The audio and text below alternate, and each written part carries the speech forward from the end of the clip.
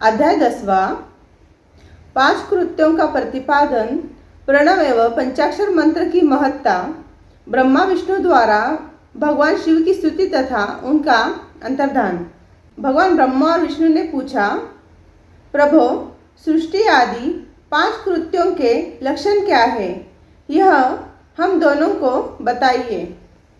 भगवान शिव बोले, मेरे कर्तव्यों को समझना अत्यंत गहन है, तथापि मैं कृपापूर्वक तुम्हें उनके विषय में बता रहा हूँ। ब्रह्मा और अच्युत, सृष्टि पालन संहार, तिरोभाव और अनुग्रह, ये 5 ही मेरे जगत संबंधी कार्य है जो नित्य सिद्ध है। संसार की रचना का जो आरंभ है उसी को स्वर्ग या सृष्टि कहते हैं। मुझसे पालित होकर सृष्टि का सुस्थिर रूप से रहना ही उसकी स्थिति है। उसका विनाश ही संहार है। प्राणों के उत्क्रमण को तिरोभाव कहते हैं। इन सब से छुटकारा मिल जाना ही मेरा अनुग्रह है। इस प्रकार मेरे 5 कृत्य है। सृष्टि आदि जो 4 कृत्य है वे संसार का विस्तार करने वाले हैं। 5वां कृत्य अनुग्रह मोक्ष का हेतु है। वह सदा मुझमें ही अचल भाव से स्थिर रहता है। मेरे भक्तजन इन 5 कृत्यों को 5 भूतों में देखते हैं। सृष्टि भूतल में, स्थिति जल में, संहार अग्नि में, तिरोभाव वायु में और अनुग्रह आकाश में स्थित है। पृथ्वी से सबकी सृष्टि होती है। जल से सबकी वृद्धि एवं जीवन रक्षा होती है।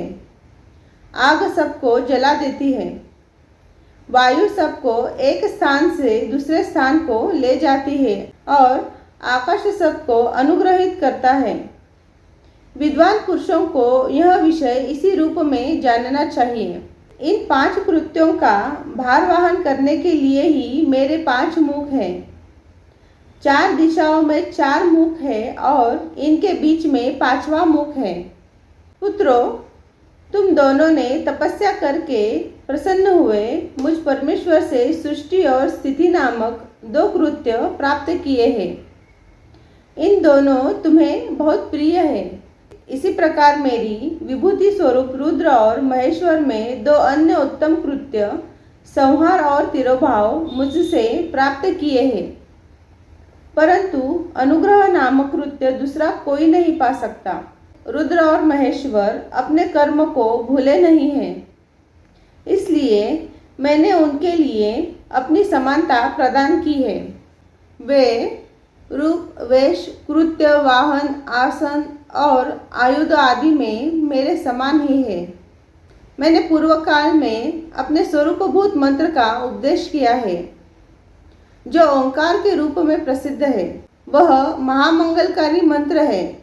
सबसे पहले मेरे मुख से ओंकार यानी कि ओम प्रकट हुआ, जो मेरे स्वरूप का बोध करने वाला है।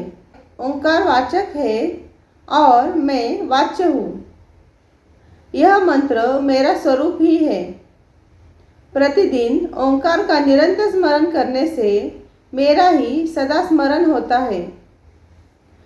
मेरे उत्तरवर्ती मुख से आकार का, पश्चिम मुख से उकार का, दक्षिण मुख से मकार का, पूर्ववर्ती मुख से बिंदु का तथा मध्यवर्ती मुख से नाद का प्राकट्य हुआ। इस प्रकार 5 अवयवों से युक्त ओंकार का विस्तार हुआ है। इन सभी अवयवों से एकीभूत होकर वह प्रणव ओम नामक एक अक्षर हो गया। यह नाम रूपात्मक सारा जगत तथा वेद उत्पन्न स्त्री पुरुष वर्ग रूप दोनों कुल इस प्रणव मंत्र से व्याप्त है।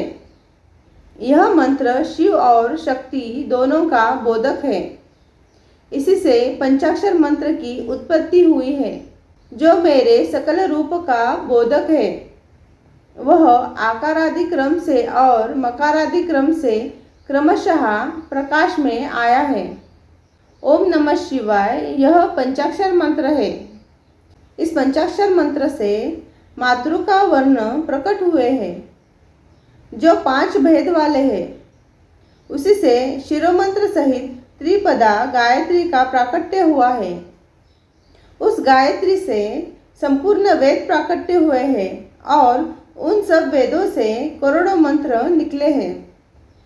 उन मंत्रों से भिन्न भिन्न कार्यों की सिद्धि होती है, परंतु इस प्रणव एवं पंचाक्षर से संपूर्ण मनोरथ की सिद्धि होती है। इस मंत्र समुदाय से भोग और मोक्ष दोनों सिद्ध होते हैं। मेरे सकल स्वरूप से संबंध रखने वाले सभी मंत्रराज साक्षात भोग प्रदान करने वाले और शुभकारक मोक्षप्रद है।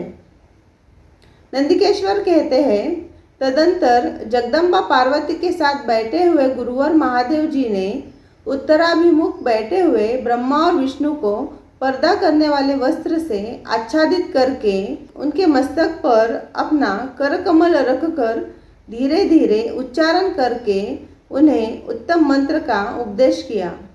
मंत्र तंत्र में बताई हुई विधि के पालन पूर्वक 3 बार मंत्र का उच्चारण करके भगवान शिव ने उन दोनों शिष्यों को मंत्र की दीक्षा दी।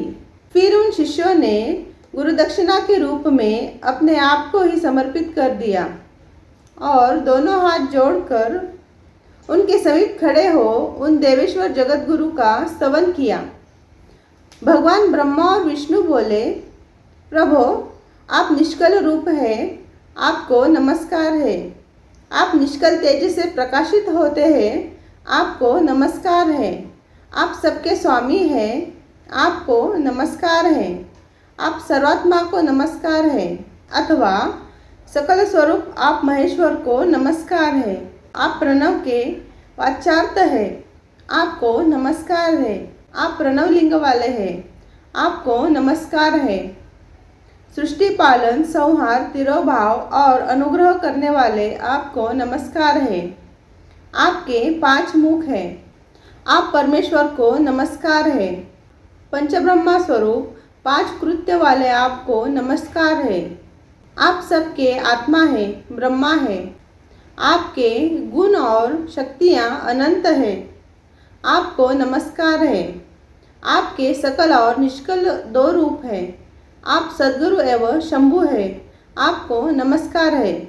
इन पद्यों द्वारा अपने गुरु महेश्वर की स्तुति करके भगवान ब्रह्मा और विष्णु ने उनके चरणों में प्रणाम किया।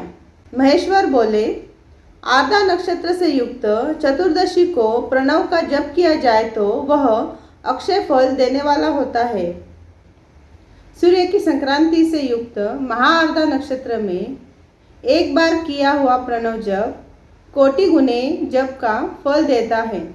मृगशिरा नक्षत्र का अंतिम भाग तथा पुनर्वसु का आदि भाग पूजा, होम और तर्पण आदि के लिए सदा आर्द्रा के समान ही होता है।